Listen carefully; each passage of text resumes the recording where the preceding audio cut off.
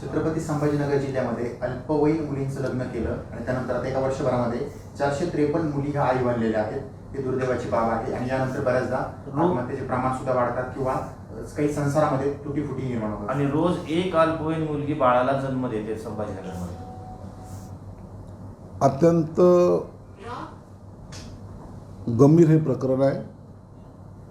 ग्रामीण भागामध्ये आजही न कळवता जी काही लग्न होत असतात ते लग्न झाल्यानंतर आपल्याला कळतं की ती मुलगी अल्पवयीन होती म्हणून, परंतु तोपर्यंत वेळ गेलेली असते.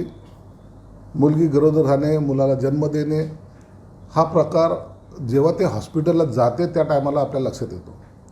परंतु याला जबाबदार जे आहेत त्यांच्यावर कारवाई ही झाली पाहिजे. एवढं सत्य जरी असलं तरी त्या मुलीच्या आयुष्याचं काय हा एक प्रश्न निर्माण होतो.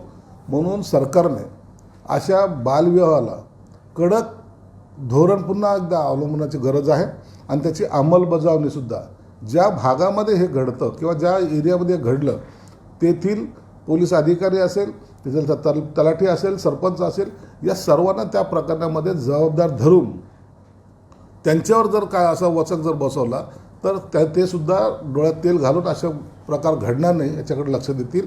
म्हणून असे जे काही प्रकार घडतात याला कुणाचाही पाठिंबा तर नसतोच, परंतु भविष्यात घडू नये अशी आमची सुद्धा अपेक्षा.